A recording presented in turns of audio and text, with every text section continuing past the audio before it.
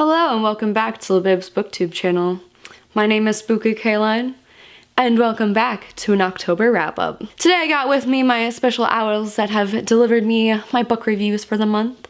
I got my ugly Halloween vest on. I've decided to put on a beautiful amount of black today and an eyeshadow look that makes me look like I haven't slept in 5 years. Anyways, welcome back to Libib's booktube channel. My name is Kaylin and welcome back for our very spooktacular wrap-up for October where I read a bunch of great books. It was just overall a great reading month for me. I've also went out as Halloween celebrated. I went out this year as Meg from Hercules and also Veronica from Riverdale, so that was really fun. I want to talk about the books that I read in the month of October. Anyways, let's flip into these pages of reviews. First book I can't stop gushing about, and I'll have you go check out my review if you want to learn more information, my thoughts, feels, and opinions. But the first book that I read for the month was Fake Blood by Whitney Gardner, and I absolutely loved and adored this book. I just can't get over it. I can't get over the amount of happiness I feel. I did not get time to reread it for this month, but I think in November I'm just gonna reread it again because I loved it so much. It's so cute. It's such a quick, easy read because it is middle grade and it's just a lot of illustrations. But the inside is beautiful and I can't get enough. So go watch my book review. I'll leave a link in the description box down below. The next book that I read, and that was the first book that I read for the Spookathon. The next book that I read for the Spookathon in the month of October was Sheets. This was by Brenna Thumler.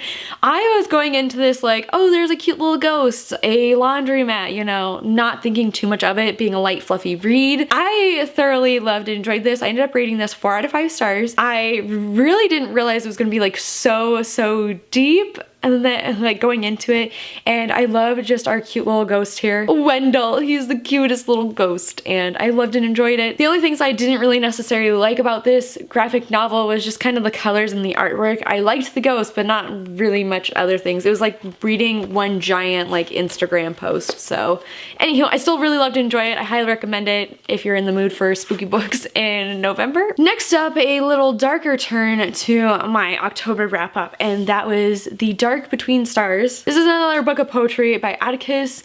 I ended up rating this book a 3 out of 5 stars. I kind of want to give it 2.5, but it's just such an average read for me. I liked that the cover is amazing. I like the photos that are in this book are amazing. I liked the concept of the book. I like how it goes from the stars to the dark concept, but what really fell flat for me was the poetry was just blah. The poems were blah. There needed to be more lines, there needed to be more oomph in it to give me that full effect of stars and darkness, because for most of the book I felt like everything was just the between part. It was just like, okay, cool, like, is it going to be super impactful? Is it going to be super sad? Is it going to be super, like, gripping?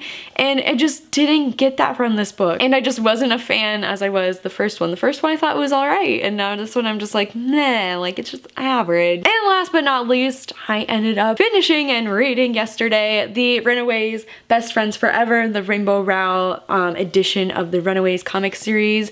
This was just released on the 30th, and I just liked it so much. I ended up giving it 4 out of 5 stars.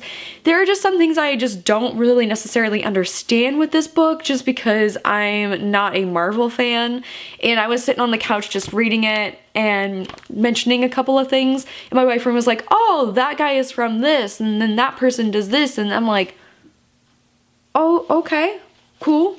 Oh. So I learned a little bit going into it, but I'm not for sure if I'm going to go back and reread like the first series and then read up to this series, hoping that maybe like I can understand like a little bit more of like what's going on in the background. But other than that, I loved and enjoyed it as much as the first one. I like how we kind of get a family vibe from this where everyone just kind of comes together, and it was so great, and I love all the characters and each individuality, and I like kind of how the relationships are going with the characters as well. It was really good. Thought I'd let you guys know what I've read for the month of October. What have you guys read for the month of October? Let me know in the comment section down below. And anyways, that's gonna be it for this week's video, and I will see you guys next time for a new bookish video.